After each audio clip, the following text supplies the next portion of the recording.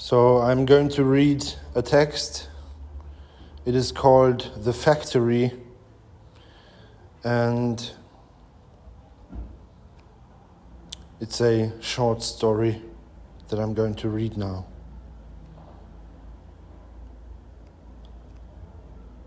I hear Gurgle calling me,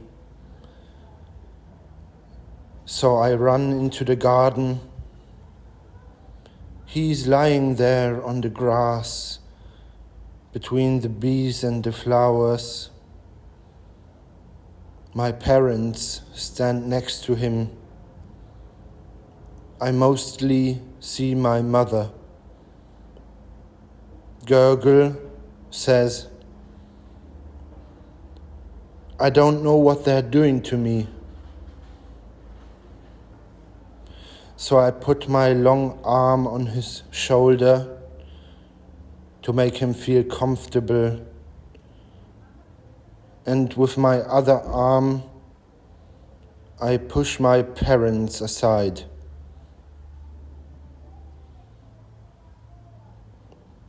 They don't want me to change my personality, Gurgle says,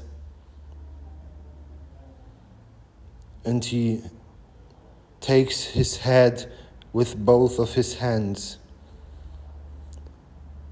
"What do you mean?" I ask.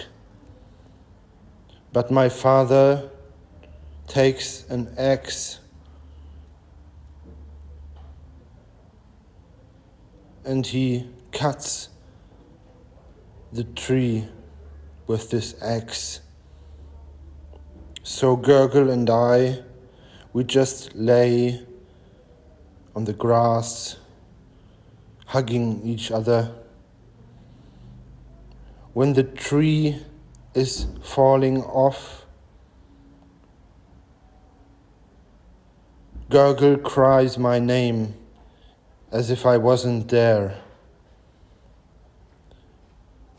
I whisper into his ear, "We will manage to do that. We will manage to change your personality." My mother comes to Gurgle and says, "It's okay. It's okay. You are okay the way you are." But then Gurgle cries my name even louder, and I cry at my mother. She shouldn't torture Gurgle that way.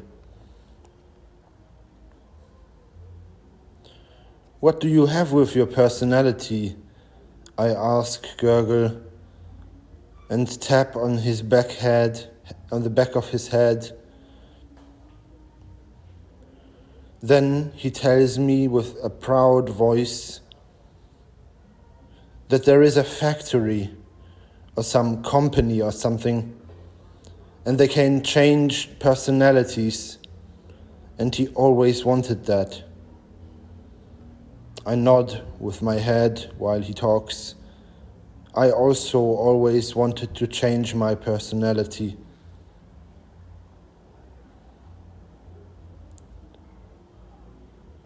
My father makes some noise with some machines and cuts the tree into pieces, so we can't continue talking.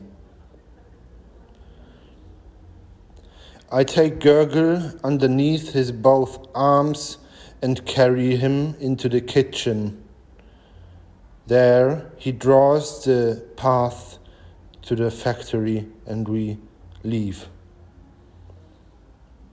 On the way, Gurgle seems more lively than usually.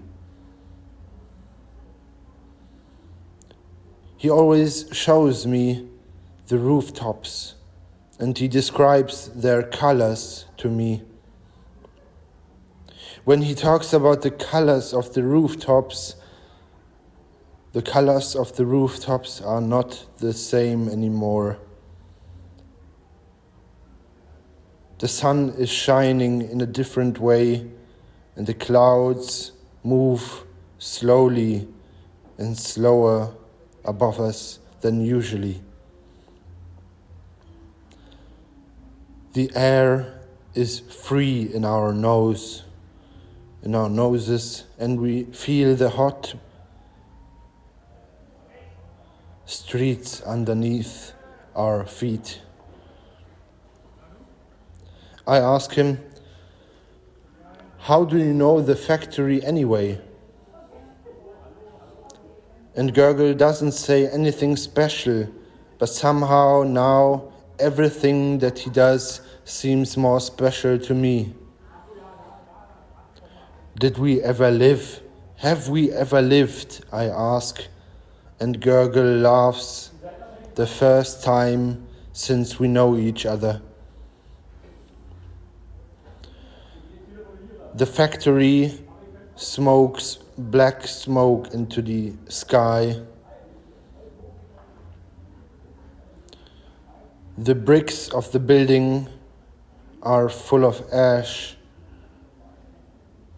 At the entrance, I stand next to a doorman, and he doesn't even look at us, probably because we are children. In the factory, we don't meet anybody. The corridors are empty. Dust on the ground, graffiti on the walls. We did a mistake, Gurgel says. Nobody is here. He kicks against a loose brick, so I say, "We should at least look around. We don't see such things every day." "You are an idiot," Gurgel says. "Have you never looked around in this city?" But it is possible to make him think differently. So we carry each other through the etages. We make each other be afraid by shadows, and we destroy everything that we can until we are at the top of the factory. There, a woman and a man sit in front of each other at a desk, and they are very deeply inside of their work. So Gurgel and I can walk very closely to them without them realizing it. "It's done," the woman says, and the man hits a little bell in the middle of the table. "Here you go, little man. Here you go. You got your contract." The woman says that to Gurgel.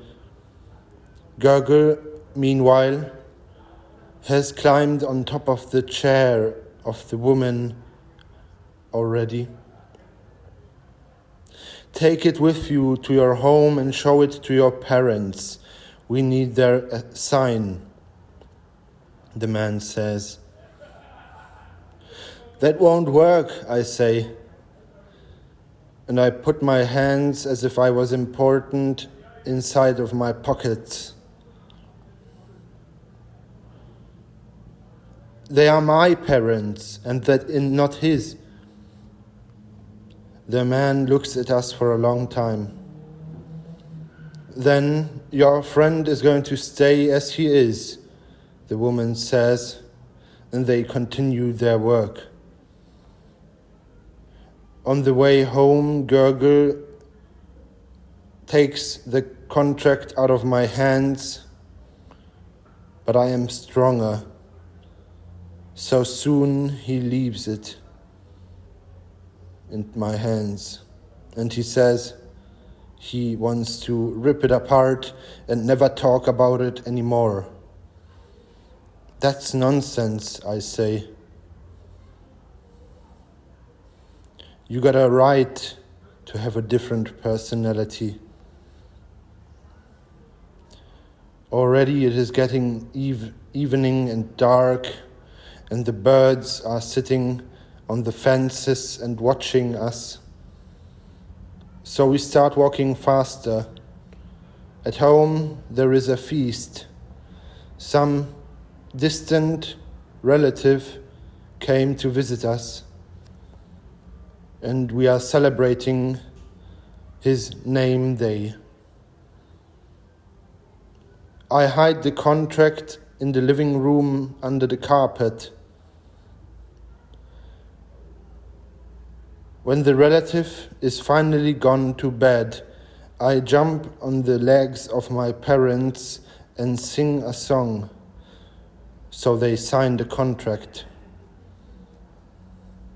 But they look through my plan immediately and they beg me to go to my room. Later again, I hear Gurgel crying my name, and I find him on the floor in the living room at my parents'. When the contract is finally signed, I run to the factory. It is night, and I hope to see the woman and the man, because there is no light in the top floor of the company. I run up the stairs and hit the contract on the table.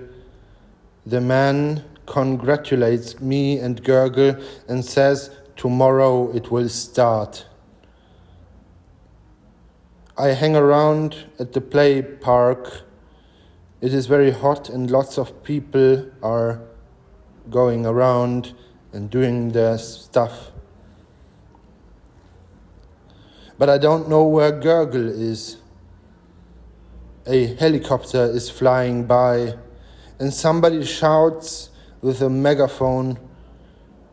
He shouts to us from the helicopter, "Is it good to change someone's personality?" Someone from the crowd cries, "No."